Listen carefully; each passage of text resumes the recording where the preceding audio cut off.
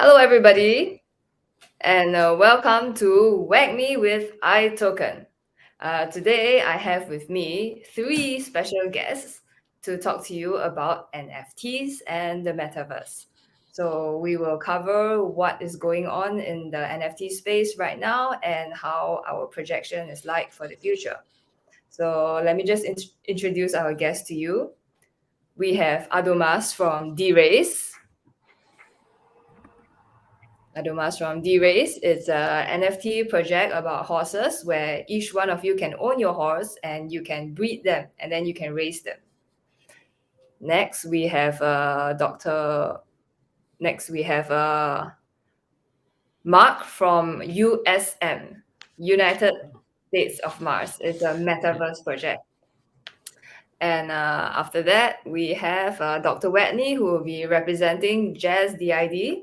It's a domain name NFT, which we know is all the hype right now.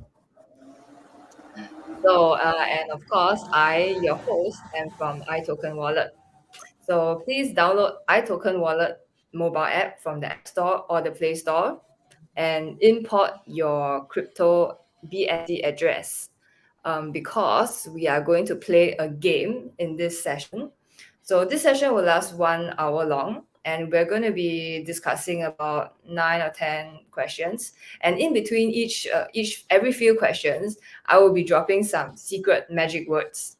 So what you need to do is with your iToken wallet app, import your wallet and copy down your BSC address, and we will be giving out prizes.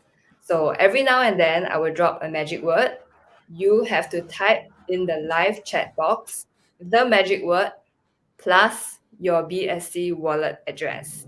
And we will be picking some lucky winners for CANDYDROP.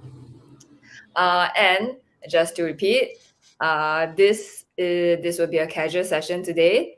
It is not any financial advice. Please do your own research before investing in any token and any NFT. So now let's very happy to have you here today. We'll start with our first question. Now we know that this conversation today is to be about NFTs, right? So now let's go back to the basics. What exactly is an NFT?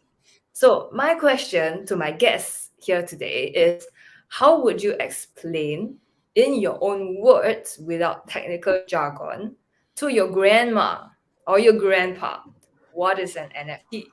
Let's start with Adomas from D-Race. Hey, so that's a good question because I actually tried to explaining it to my grandparents previously when they asked what are you doing. so um, so I would go with the same answer as I did. It's a digital asset, so it doesn't matter what kind of asset it is. It's just a digital asset. I was asked another question: what is digital asset?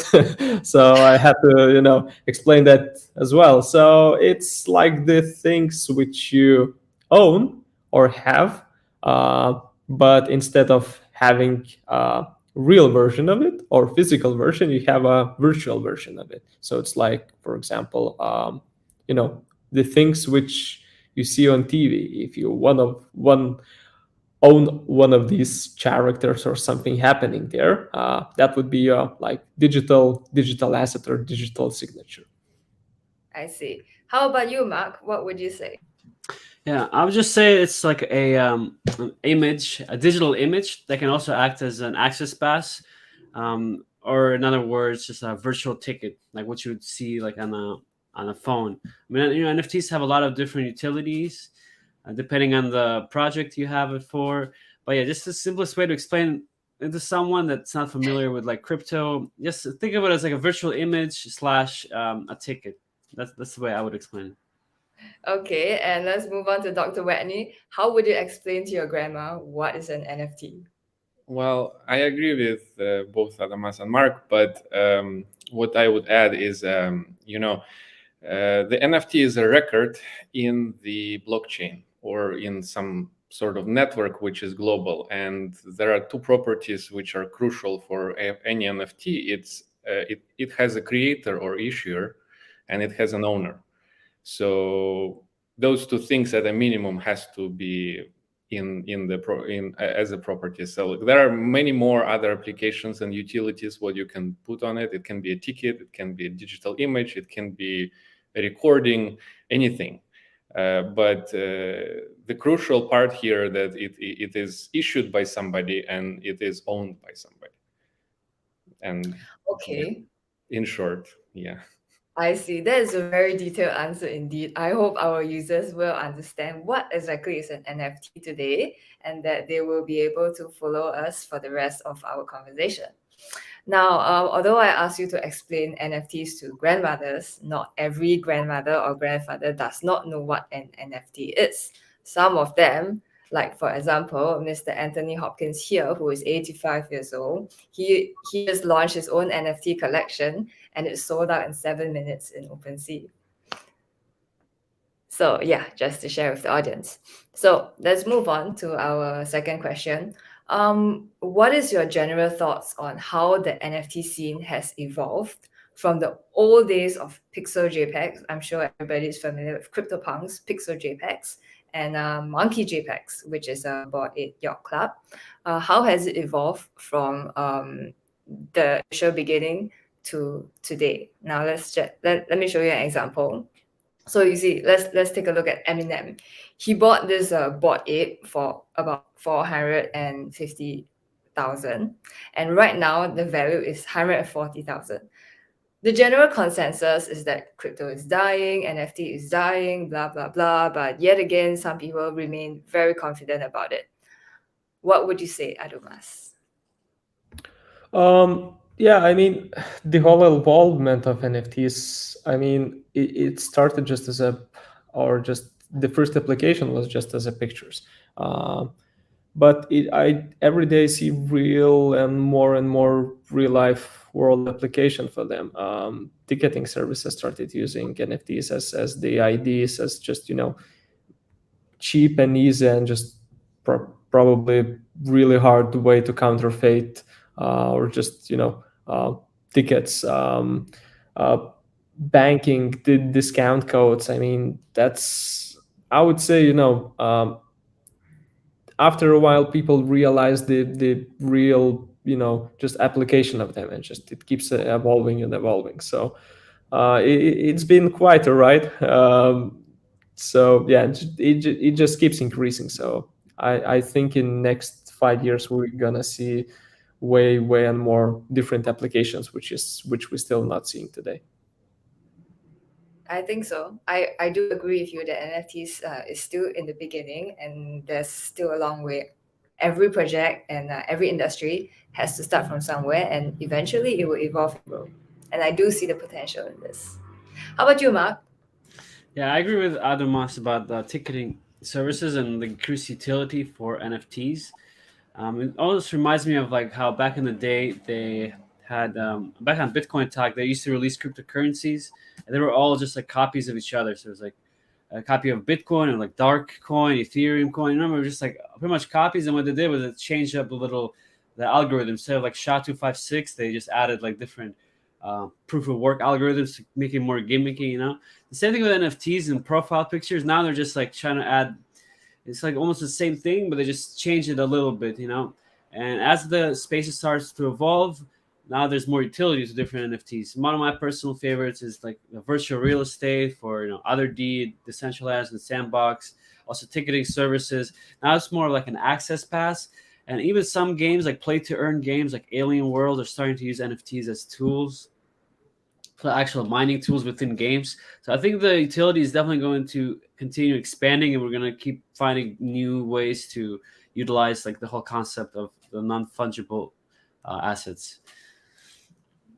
Yeah, that's right. We'll get to that shortly after this question about the play to earn, move to earn, whatever to earn. There's so many different types of to earns. So how about Dr. Whitney? What would you say about how the NFT industry is evolving? Well, it is changing, rapidly growing, all the utilities which were listed before, but also even more things like IDs or decentralized ID. What we are actually doing is allowing people to have their virtual passport in the Web3 world. and simplify the use of those like very hard to remember long addresses with the hexadecimal codes, and use something like very easy to remember name to share with other people, so that they can interact with you in these blockchain networks. So that's kind of one of the applications of just the idea. Even though more, we can integrate multiple chains so that users can use them smoothly without thinking much about how they're intricately working, which is similar to what happened with the internet when DNS was introduced.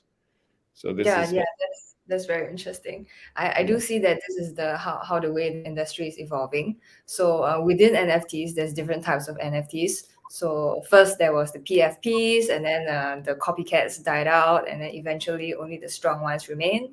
Same for GameFi, and I guess now is the proliferation of the domain names. So there's tons and tons of domain names, but I guess it will take a while. Definitely, there'll be a lot of copycats around, but eventually only the strong ones will remain. So now we have come to the time for our first magic word for our dear audience. I'm sure you are all looking forward to the candy drop. Now, this is our first magic word, hashtag I love iToken. So how to win the candy drop? You have to copy and paste your iToken BSC wallet address together with the magic word in the live chat box right now. If you don't have it already, quickly go to the App Store or Play Store to download it and import your wallet to get your address. What prizes do we have for today? We have dot B and we have dot BNB domain names, and we have it's a 100K club, 5-digit domain names, dot BAB, and we also have $100 worth of Raka tokens, and we will be giving out $1,000 worth of USDC. So all these will be spread among all the magic words. There are 5 magic words that I will be dropping today. Make sure to hit all of them. Stay throughout the session, as I'll be dropping magic words every 2 questions. So now let's go on to our next question. I hope you have gotten down the magic word. I'm going to remove it right now. Okay, next question. Play to earn has contributed a lot to NFT hype. However, recently, again, it seems to have kind of died off, as we see. Big Brother Axie Infinity. If you just Google it, you can see it's full of bad news. People who have earned through play to earn, especially people in developing countries like in the Philippines and the Vietnam. They thought they could make a lot of money in P2E in the past when it was at its peak. And so they quit their jobs or they quit school, and then they jumped into Axie Infinity. But now the token price has kind of gone down, such that it's not very sustainable for them to use play to earn as a source of sustenance for their daily living. What would you say about the development of play to earn, Adomas? Yeah, that's really good example. Mark actually gave really good example about chains being just deployed and tokens being deployed previously. So I would say that's the same thing with play to earn and games and the whole mechanism. Right now we're seeing just a lot of copies which constantly copying the same mechanism and just applying it over and over again. And there will be a couple of ones who's gonna survive with this model, but generally, I believe that the whole play to earn model needs to improve, and it generally cannot be sustainable long term. So the completely simple and stupid play to earn model, it doesn't work. It has to evolve actual economics around it. That was the reason why we saw the first flop in crypto, and then just everything started crumbling down as house build out of cards. But generally it works.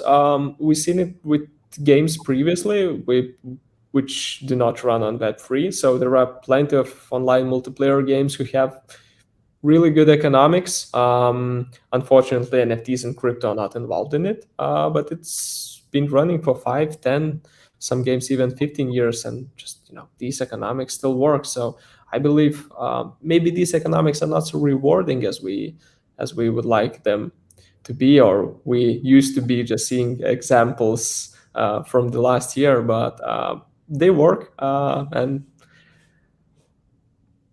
to answer it shortly, I believe that it's gonna work, but it's not gonna be as rewarding as we've seen it last year. And since you come from a play to earn project as well, maybe you can share with us how to make the tokenomics work. That's a good question. So you have to involve some actual utility or real world utility around it, an actual business model.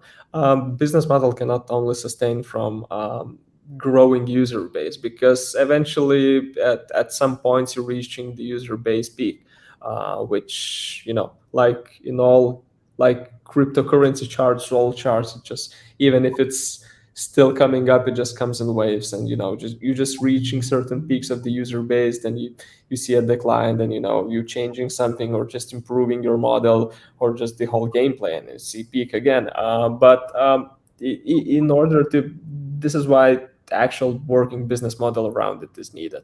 If you only rely on the user base, unfortunately that's not really gonna work, because the falling down curve will take the whole concept and the business along with it.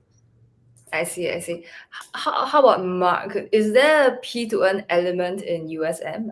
And what are your thoughts on P2E? Like, is it dying right now, or Yeah, is it? I agree with Adamas that it's like not very sustainable right now. Play to earn element in USM, so it would be similar to how right now we're working on the World Cup, and there's gonna be like almost like a betting game, a guessing game where you can guess on certain teams and get rewarded for it. But the big thing with play to earn, I think, is the economics are not sustainable. Especially with the way the markets are going up and down. When it's a bear market, it's very hard to offer incentive to players to play or give them any meaningful rewards. So I think one way to solve it would be, I mean, you can look at YouTube, the way YouTube works, where they have a pretty good sustainable ecosystem. I was actually talking about the same thing yesterday with Xiao Liang from our development team. So you mentioned this idea where, like, if you look at YouTube, they have a sustainable economy where they have money coming from ads, and then they're able to pay people who create videos. So in a similar way, a play to earn game that can somehow either get money from ads, like metaverse ads or place of store ads, and then give the profit back to the community, or even something drastic like using a stable coin as the base token for the economy that just stays with the same price. Because a lot of these projects, they just use play to earn to promote their token or create utility for their token, and then when their token price goes down, it's very hard to recover from it. Or you can look at like Steppen, for example. Back when it was hyped up, people make a lot of money, but now that things are kind of slowing down a little bit, it's a lot more tough. So it's something that some sort of tokenomics that would maybe be independent of the token price itself, and also creating some sort of income, stable income, like through ads, will definitely be an improvement on the current play to earn model. I see. But what do you guys think about playing for the sake of earning? I mean, doesn't it go against the idea of play in the first place? Say, for example, if I like to play badminton or soccer, I play it because I like to play, not because I'm going to earn $5 from a match. Right. I think just the earning aspect is just a way to incentivize users to participate in the economy, especially now with blockchain. It's a lot easier to distribute the profits to the users, because before with traditional games, most of the profits are going to the actual company. Like when you buy skins or you buy weapons, that money just go right back to the original company. But with blockchain, now you're able to redistribute that income to the users. I think that's where it is kind of an incentive to Right. play. Yeah. Right. Let's move on to Dr. WAGMI. What are your thoughts on P2E? Well, I'm looking at it in the marketing perspective. So it's a great tool to engage with the community and, even grow your community to a certain extent. Of course, you don't have to rely on it solely. And it also helps to, like Mark said, like put some ads into that and through this engagement, you can monetize the various things in including the metaverses or those decentralized IDs. For example, we are going to distribute the vouchers to pay renewal fees through the game, which is not going to be like directly money. It's a little bit secondary, so that may help with sustaining this model for longer term. I see. So you mean for just D&D, there's a gaming element as well? I thought it was just domain names. No, there is going to be the metaverse game in USM, which rewarding you with the vouchers so you can pay renewal fee for just D&D. I see, I see. So all three projects with us right now all have some gaming elements. So Yeah. I guess PUA is not entirely there. It's just a matter of how you plan the tokenomics, how you plan the gaming system, and yeah, the strongest projects will sustain in the future, and the weaker projects will just die off. So just now we mentioned move to earn, right? And StepN. So we did see this crazy hype of StepN, especially when it got listed on many exchanges. And then all of a sudden the bubble just suddenly popped. And people are saying that, oh, it's a scam, it's dead and whatever. But I'm not sure if it's just a normal market development or is move to earn entirely dead. Like after play to earn, there came all sorts of things. Like I even heard of eat to earn, sleep to earn, and whatever to earn. So, well, but people generally they have slightly more preference for move to earn because it promotes a healthy lifestyle, etc., rather than some other whatever to earn, which has no benefit to humans at all. What are your thoughts on this, Adomas? Do you think move to earn could eventually be something? Anything, even sleep turn could be something. I mean, if you target your audience correctly, so the biggest value right now in the whole tech world is big data. So if you have a user base, they have certain preferences. You have a huge user base where, for example, certain advertisement placement could be very, very valuable. So just by selecting and just filtering user base to a couple of narratives, it could generate revenue for the company running it behind it. And the company, if the company is willing to distribute some of that earnings among their users, that completely works. I mean, it could be anything. It could be, I don't know, lift your hand to earn if you want to, I don't know, sell some, I don't know, weights probably, or just, I don't know, wear a shirt to earn. If you're selling shirts, that's a good placement to put your ad in. So that anything works if you're generating enough user base around it. What we've seen with with the whole move to earn movement, it was a first approach how just change the mechanics of the earn mechanism and apply it more to the real world. I think that's like the first actual practical attempt, and we're just gonna see way more improved versions of that, or even just step up gonna add additional some mechanisms around it, and it's absolutely gonna success. I'm not saying like this exact product gonna success, but the whole concept it has a lot of potential around it.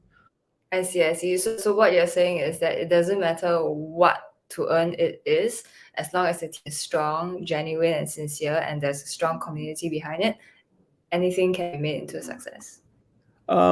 Business model, first of all. If you know how to monetize and not to rely on the incoming, just, I don't know.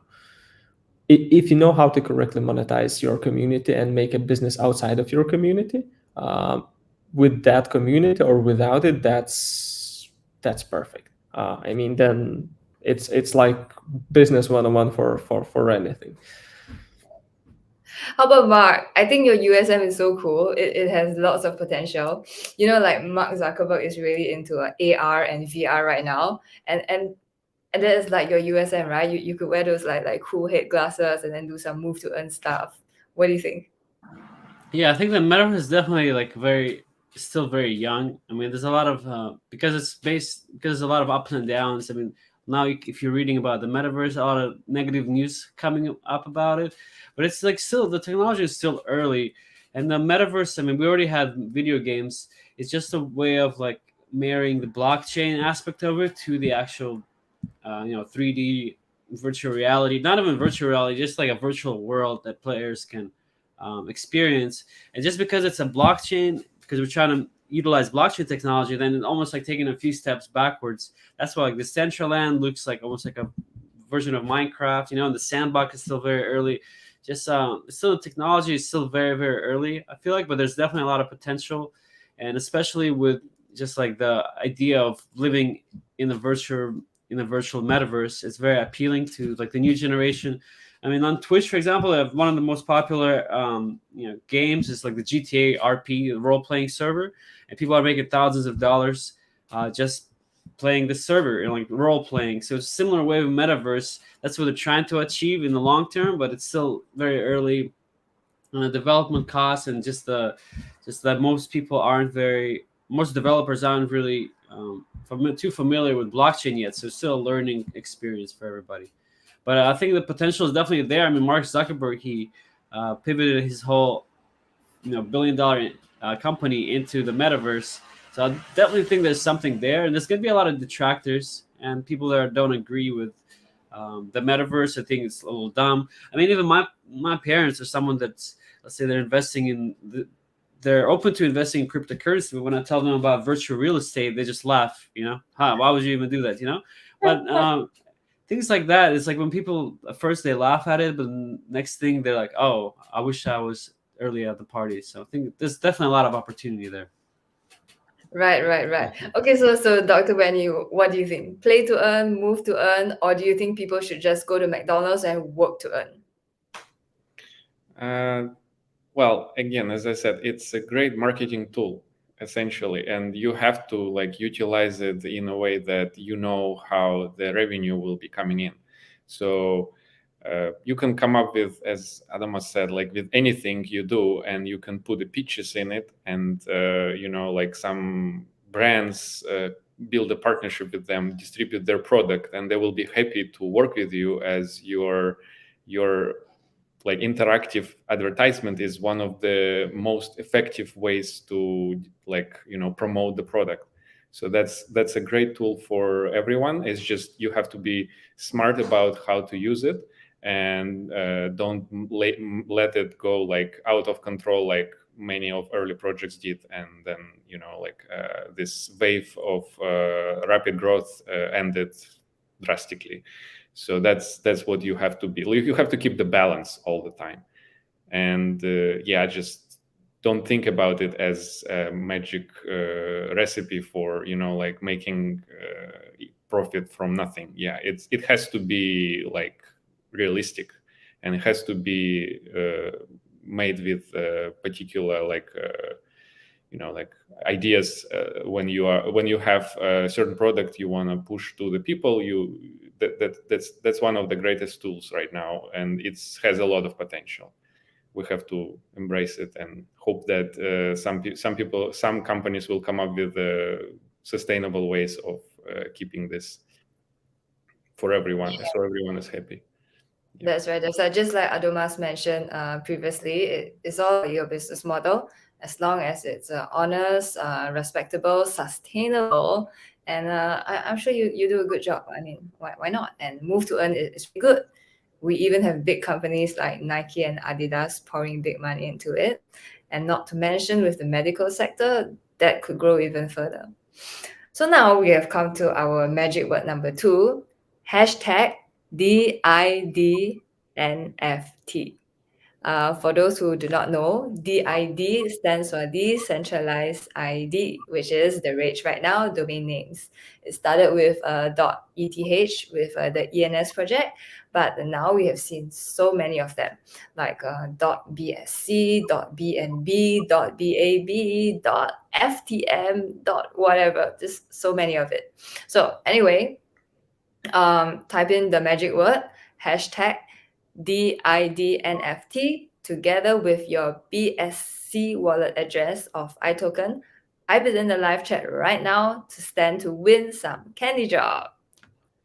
All right, now let's move on to the next question.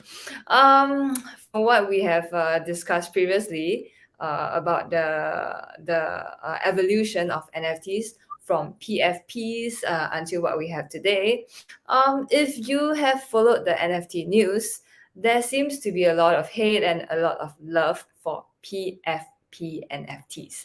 Now, what are PFP NFTs? Those are profile picture NFTs. Means like you buy an NFT because you like it, you like the look of it, and you want to use it as your profile photo. Now, a lot of people are saying that these have no utility. These are just like the project just makes a few random photos, collects money, and that's it. There's actually no advantage to the users. However, interestingly, we see that in the top 10 projects in OpenSea, majority of them are PFPs, right? And even for our iToken wallet, we just celebrated our 4th anniversary, and we gave out some NFTs, which are PFP NFTs. So, well, I guess there's a lot of love and hate here. People just love to hate PFPs. What do you think about this, Adomas? I think the main problem and hate comes from just people, users, and just generally being dishonest with themselves. First of all, they probably, if they mad about it, they purchased it not because they like the pictures, because they were expecting some sort of profit out of it. So fundamentally, I believe, they just lying to themselves, stating that they like the first picture in the first place. This is why they paid XYZ for it, and then they're expecting some sort of use out of it. I mean, I'm not against it. I like these pictures as well. I like the whole idea of it, that they have certain rarities and certain rarity scales where you can just purchase it, flex it, and just that's fun way of doing things. But generally speaking, some of the projects found a way to add more application and utility to their NFTs. They started as just a PFP pictures, and then later on, they just the crew behind it realized, like, oh, we actually have pretty strong community. Maybe let's try pushing something, actual more fun out of it. It all comes to the community, in my opinion. Even the community themselves, if they are formed pretty strong and well, they can do anything. And of course, if they like each other as a community, they can take it further without the creator or the owner of these NFTs. I mean, no one is stopping you to host an event, or just conference, or just a concert or something somewhere where the entry ticket would be that certain contract PFP picture. You don't have to be the creator of that whole collection or something, or you can just start using them for create additional game where only these PFP pictures, we draw them as a 3D models, or just user inspiration, create some certain mechanics, or chess game, for example, where only certain contract users can participate. I would say this is usually what happens with the communities around certain sport or hobbies. If there is a hobby which there is a community formed around it, even with very unpopular hobbies, it gets driven by the community forward. So somebody in the community takes the lead, organizes a meetup, then event, then some tournament, then something, and then just takes off and shortly forms to bigger organizations. So by saying that, I would like to more encourage the users and the whole base. That's the whole purpose of NFTs. If you have them, you own it. That means even if you're not a creator of that NFT, you still have the digital asset, and you are completely, you can create things with it on your own without developer being involved. I see. So most of the hate comes from a misalignment of expectations. Like you are actually supposed to buy the NFT for the sake of appreciating the art, It's kind of like a vanity thing, not so much of flipping a profit. And when markets are bad like today and you find that your NFT price has dropped, and then that's where the hate comes from. So what do you say, Mark? What's your take on this? Yeah, I definitely agree with the Damas that it's people's expectations to make profits that kind of make them feel sour maybe, and especially when they see like a PFP NFT that is similar to any other NFT and all of a sudden rises in price a lot, then it kind of the FOMO sets in and you get a little angry and then just like screw all this, I don't even want to deal with all these NFTs, they're all the same. People just get kind of upset like a little bit. I mean, obviously, if we all of us bought like the BAYC when they first came out, we'd all be like millionaires, but we're not gonna. A lot of it is almost like a lottery thing, so you just want to definitely purchase the NFT, like Adama said, just for the community aspect of it. If you like the art or maybe you like the community that it represents. And yeah, nothing stops people from just creating meetups or like it's further promoting the community. And if you have a strong enough community like the BAYC, when they dropped ApeCoin, it just climbed to like the first or top 3 metaverse coins just like within a few days, and people were like, "Whoa, what is the ApeCoin?" And then everybody else kind of bought in. So it's definitely all about the community. And the biggest issue with the haters for PFP NFTs is just that they think there's no real utility. It's just another PFP. There's a million of them already there. But like Dr. WAGMI also said, with Play to Earn, those PFP NFTs can be really good marketing tools for various projects or even exchanges, or even iToken. You guys said you released PFP NFTs. They could just be a good way to get the community together and just offer some sort of like nominal value or just some NFT to just kind of like make you feel more connected. Yeah, I think if you buy a PFP NFT in the first place, you shouldn't really be expecting a profit. It's just like if I buy a Gucci bag, I buy it because I want to show off. If I buy a nice Ferrari car, I'm definitely going to lose money when I sell it secondhand, but I just like to own it, you see. So I guess that's how I see it. I'm not sure, Dr. Whitney, how do you see it? Well, yes, exactly. This is exactly right. So basically, every time you buy NFT like PFP, that's a collectible essentially, and typically expected that the person who is buying is appreciating the joy of owning it, not just to flip the profit. And moreover, those communities which are like on the top right now, they essentially gave a little bit more utility. So essentially, they turned their community into some sort of private clubs where you have that NFT and you have access to a lot of things which they organize themselves. And that has its own value. And that's why they keep beating the charts and having the top valuations, because, it's still people are hunting for being a member of the club, and they're ready to pay for it. That's why the price is so high. It's not just the picture, That's why. That's right. I do see some similarity between your project and PFPs. Because PFPs is an image, but I see that yours is kind of the same, just that yours is in text form. And then you have your 10K club and your 100K club as well. Well, yes, we are trying to have our, the ideas forming the community also in a certain way. So we'll have those clubs and stuff. So we're taking the part which is a community building and hype building properties from those PFPs. But and essentially the idea is also an NFT on its own. It's just NFT which is linked to a lot of different data, not just pictures. It will be linked to your social profile, linked to your addresses and different chains, and it help managing everything. And also additional feature which we are putting on top of it is that you can hide your actual wallet address and use NFT as some proxy. So this way it's harder for bad actors to find out your address and try to hack you, which is also kind of another utility in increasing safety in the Web3 world, which is probably one of the stopping factors for many people right now, because they're afraid of losing their key and stuff like that, or Yeah, it is coming from a iToken wallet, the DeFi wallet. I know of it. I experienced firsthand.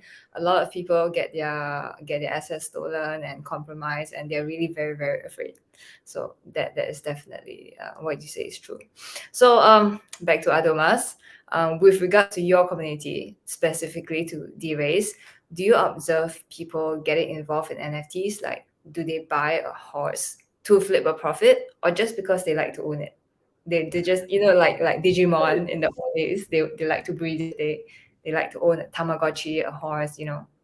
What do you think? It's a good question. So we try to analyze our community, and it comes in certain groups. So yeah, the first group is just hardcore racers who just they're just for the race, because they want to race, they want to win, and they want to breed the best possible horse and just keep racing with that horse. There is a strong, so basically the people who just completely enjoying the game and just horse aside, just their primary assets to participate. There is some sort of community who's trying to flip the assets. It's smaller. This is why we try to focusing on actually creating a cool game which is fun to play, instead of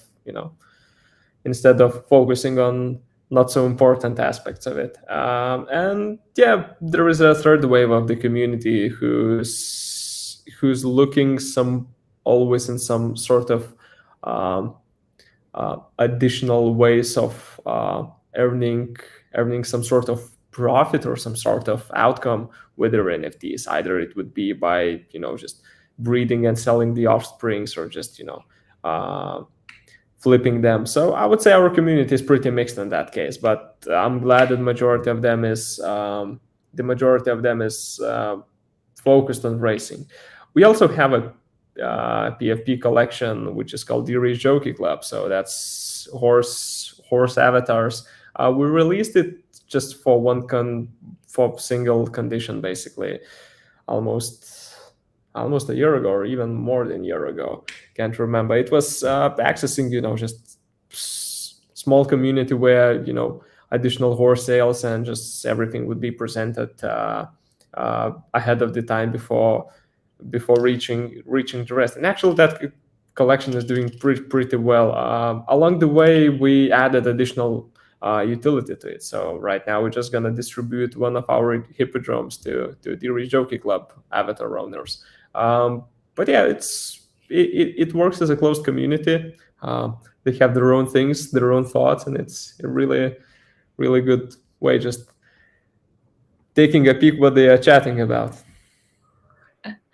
Okay, yeah, very interesting. Good that you have a nice balance of different types of people in your community.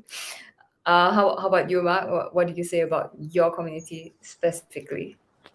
Yeah, right now it's just people that just like to explore the metaverse. I mean, it's definitely a little tougher now. We saw Decentraland that had only like 38 users as daily active users, but the USM is doing pretty well. I think on average is 30,000 daily users, and when we did the concert, it was like double that monthly users. So I think people are still very much interested in the metaverse, and that the community is right now, since we don't have as many like play to earn aspects of it. People are not participating in USM just for a profit. I think they're just like enjoying the exploring the USM, especially now we're working on the World Cup events that's gonna enable users to explore the metaverse. And we're building all the headquarters, like for iToken, for other aspects, right around the stadium. So then when people go to the game, they're able to explore all the other buildings and the headquarters of the metaverse.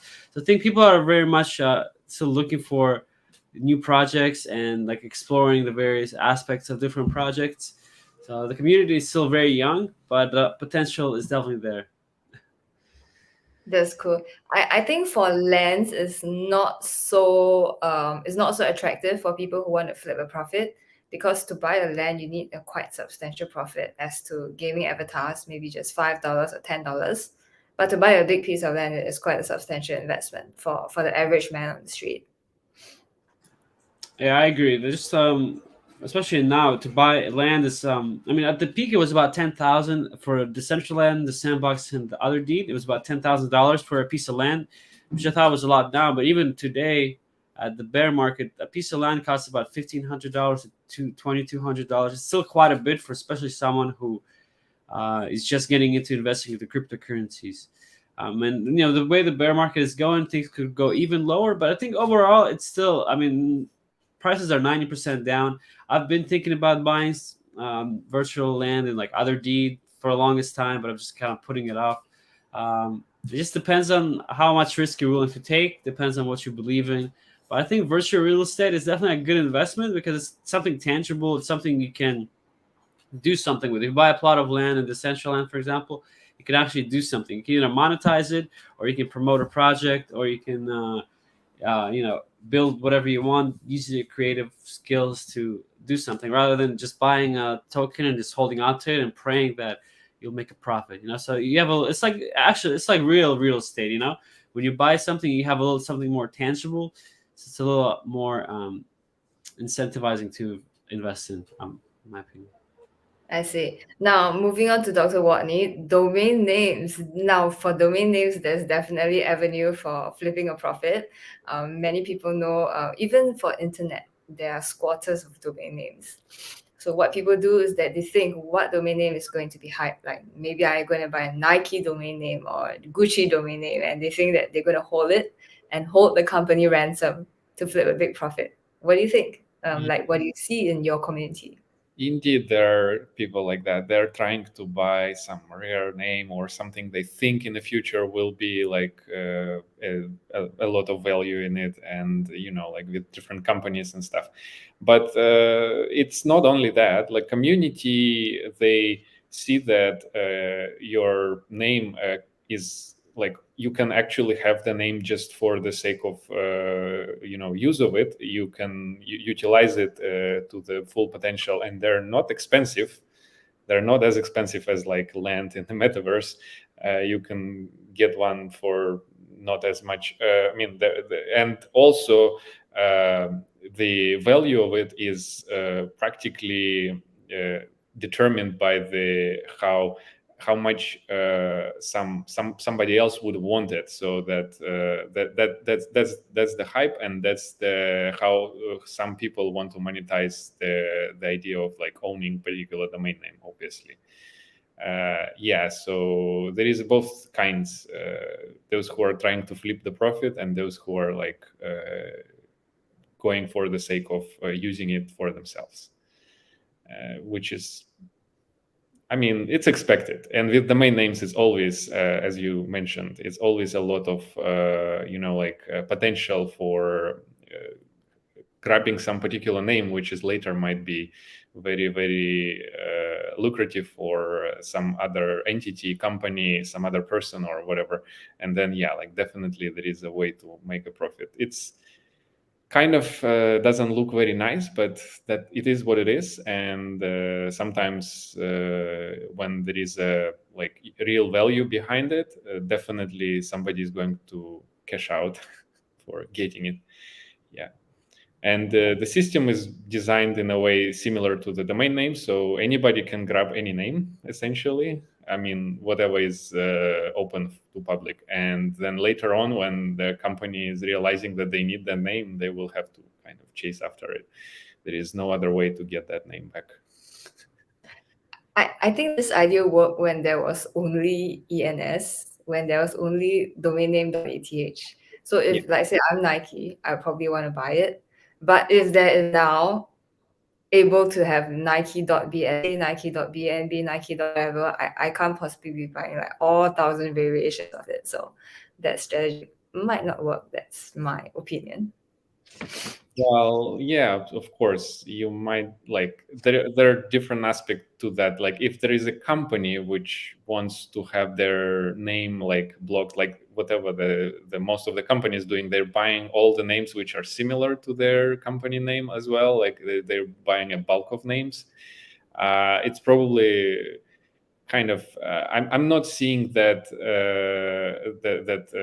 companies will start buying all the suffixes which will be released, but I mean, it is all possible. It's just I don't see the utility for the companies as much to have all suffixes owned by them. So they might just go with the most mainstream, just like it happened with .com in the internet world. So like it's probably going to be like a few of them.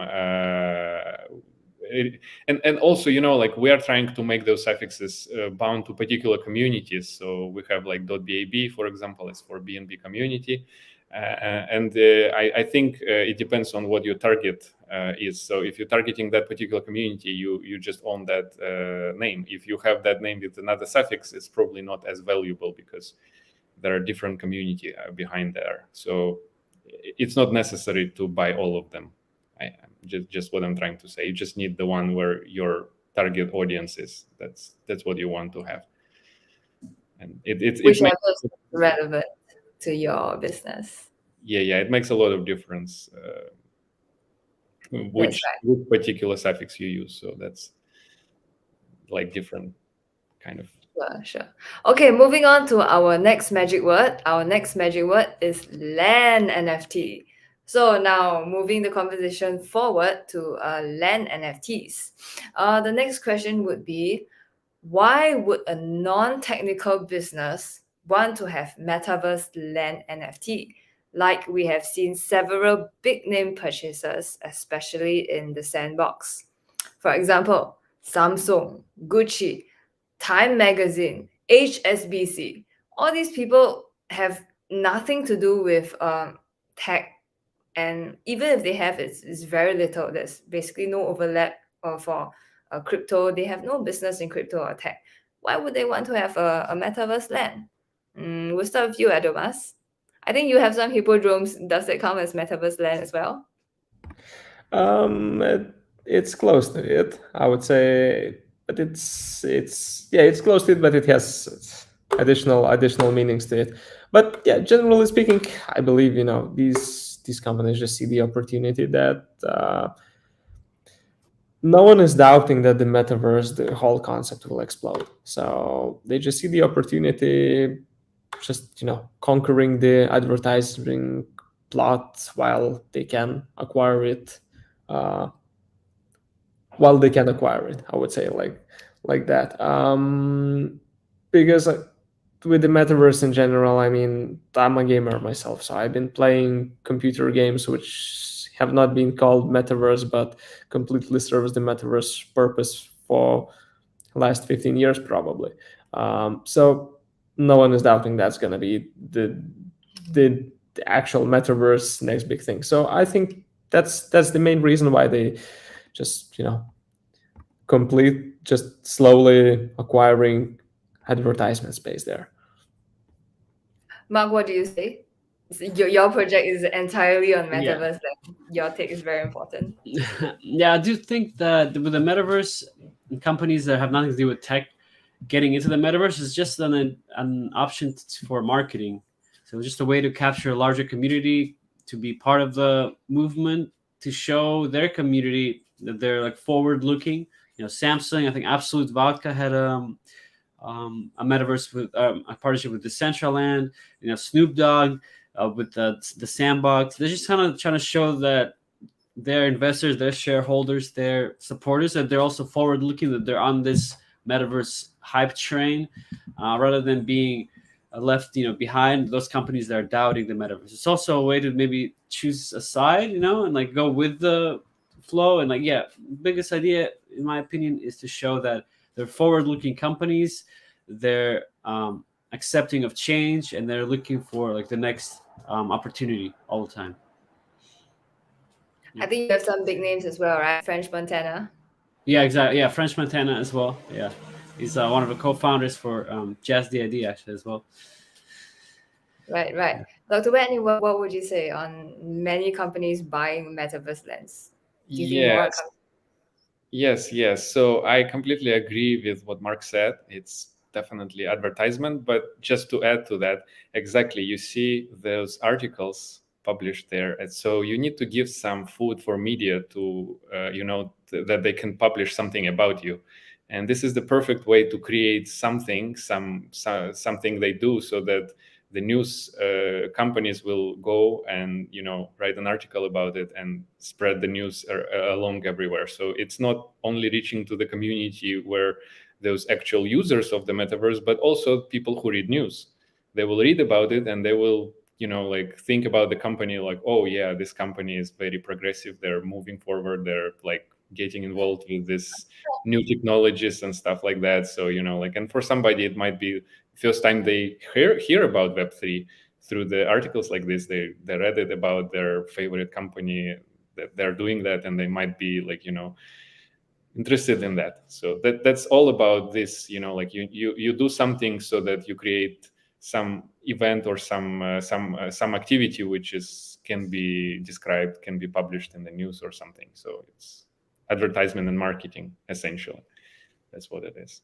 I see. Fodder for the journalists, and like some sort of like free exposure for your brand. People are just helping you to promote. Okay, now this is our fourth magic word for the day. #breed NFT. Type in the magic word together with your BSC wallet address. Now, because of time constraints, we will be moving on to the last question of the day. What is the future of NFTs going to look like? You first, Adamas. Oh, that's a good question. I don't know. That would be the short answer. I can guess, but I'm not sure will I be right or not.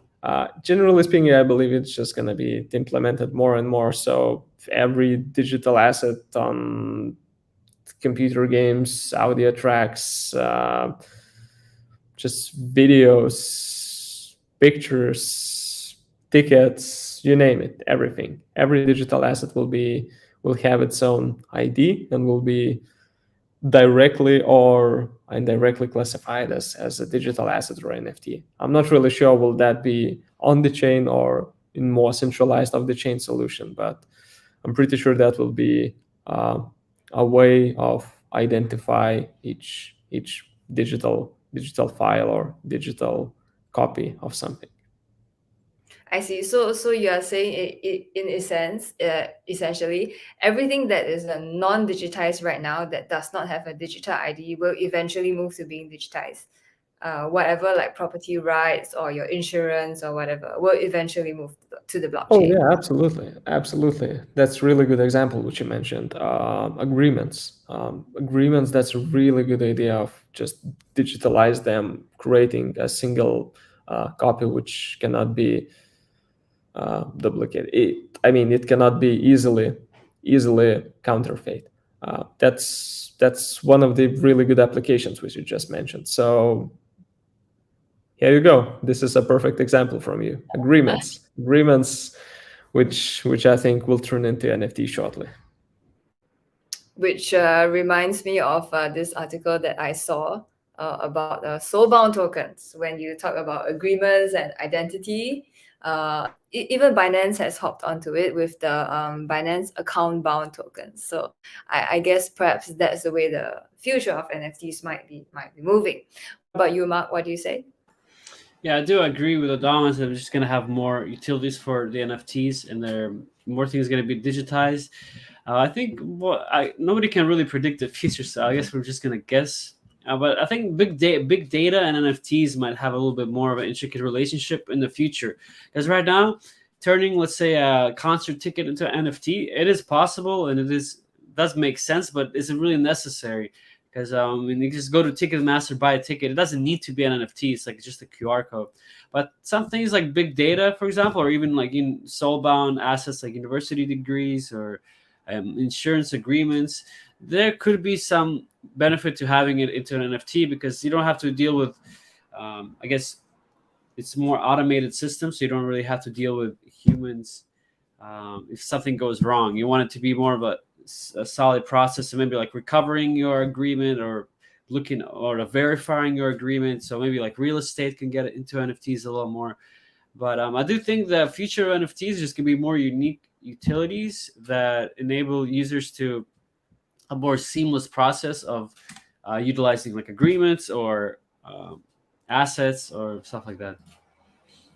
Right. So I recently saw this about Nike. They have this idea of integrating their sportswear with NFT chips, and then the users can use this as gaming avatars in the metaverse or to play some GameFi. So I think that's probably how they are going to work, and maybe Adidas or Reebok or whatever might follow on the trend as well. Dr. Whitney, what do you say? Your take on NFTs for the near future? Well, yeah, I see more and more government adoption for the NFT use. So I hope to see in the soon that we will have digital versions of all IDs, documents issued by the governments, like deeds or whatever. It all can be, at least in the beginning, it will be the duplicate in the NFT form of it, and you will still have a physical copy, but later on it might become mainstream and you will not need the paper copies anymore. And that's what I see as like a big application. So like NFT driver license, hope it will take a while though, I'm pretty sure, but it can be. Birth certificates, passports. Yeah. Passports obviously is, and all the certificates issued by the governments, like diplomas from universities, degrees, like certifications, and all of these licenses which are issued by the government can be because it's very convenient, easy to verify, and you don't have to have like a paper copies of it if you don't really need it. Okay, speaking of governments, I saw this article today. It just came out today. The SEC is going after BAYC because it says that the NFTs that BAYC issued are like securities. So it says that investment, when people buy the NFTs, it's more of like an investment in the brand value of the Bored Ape Yacht Club, which is akin to buying shares in the company and not so much of a NFT that you appreciate for the art. So we know that the governments around the world have been going after token projects, and it seems like now they are going after NFT projects as well. What do you say? Are you, because we are so involved in this, especially your projects? Do you think that you'll be affected by this? And what do you think, Adomas? Look, I'm not a like crypto anarchist, which states that there should be no regulations and everything. I think there should be way more regulations in crypto, and that would be way more beneficial to users. And I mean, I'm not an expert, just saying things on the legal side. But generally, I believe, where the hype is, if something gives attraction a lot of attention, then that attention is also attracted by the government authorities. So this is why we're seeing they're shifting towards the NFTs. But regarding how they will be valued, etc., I'm not really a professional on the legal side. So maybe someone Sure. else can comment more on that. Sure, no problem. Mark, how about you? Do you think the government is coming hard on NFT projects nowadays? Yeah, I think that, well, the whole thing with the SEC is their idea is to protect investors. So I think they're just trying to, was the probe into the Yuga Labs. I think that was initially announced like a few days earlier, and I think last week, Kim Kardashian got fined like $1.2 million for not disclosing how much she got paid for promoting crypto asset. And now with the Ethereum merge, they believe that Ethereum is actually a security. So there's definitely a lot of regulation always happening and changing. Yeah, by no means a legal expert on this, but I think the whole idea for them is to protect investors, especially with the way things go up and down. But at the same time, I think investors should take some responsibility on themselves, because you know what you're investing in. This is the crypto market. It is the Wild West. Things are going to go up and down 90%. And if you're not ready to handle it, as soon as you lose, 50% of your portfolio, you're going to start sending lawsuits. I don't think that's fair either. There should be some sort of like middle balance between regulation and at the same time investors taking some responsibility for their investments. You Definitely. Dr. Whitney, what's your opinion on this? Well, you seem to be very pro-government and you think that government is going to embrace blockchain. So what do you say?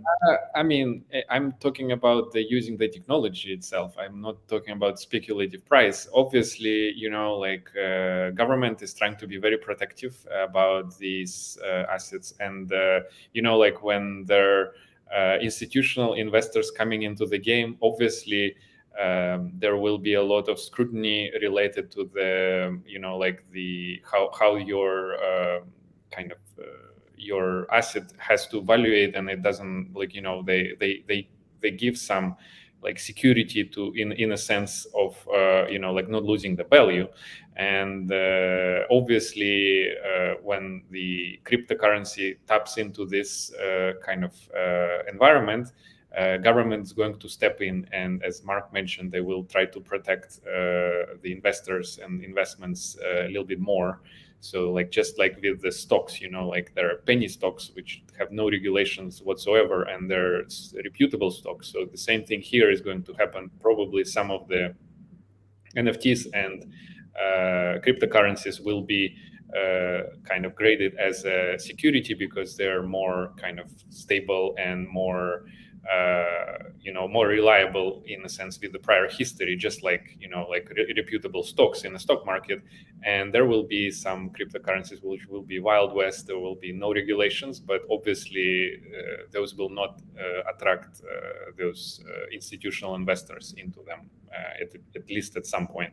So you have to have that separation because it's a finance, it's a market, and obviously we all know what will happen if you will let it go without any regulation at all. So the crash going to happen pretty soon. So that's why this is good that it's happening in a sense, because that means that it's actually indicative that government starts to adopt the crypto as a serious thing essentially. And I do agree with you that that's a very good point. Although investors have to bear a certain amount of responsibility for their own investments, but then again, governments are also responsible for the safety of the citizens. So there definitely has to be some sort of regulation, but it just has to be a balance of it, regulation and non-regulation. So right now we've come to the end of our show, and the last magic word is NFT 2.0. So people who are still here with us, thank you very much. Be sure to type in the chat box the last magic word NFT 2.0 together with your iToken wallet BSC address. So again, thank you very much, audience, for being here with us. Crypto can be confusing, crypto can be difficult, but don't worry, we are gonna make it. That's the whole theme of today's show. Thank you very much, Adomas from Trace. Thank you, Mark from USM, and thank you, Dr. Whitney from Jazz D&D. Thank you, and have a nice day. Bye bye. Thanks for having.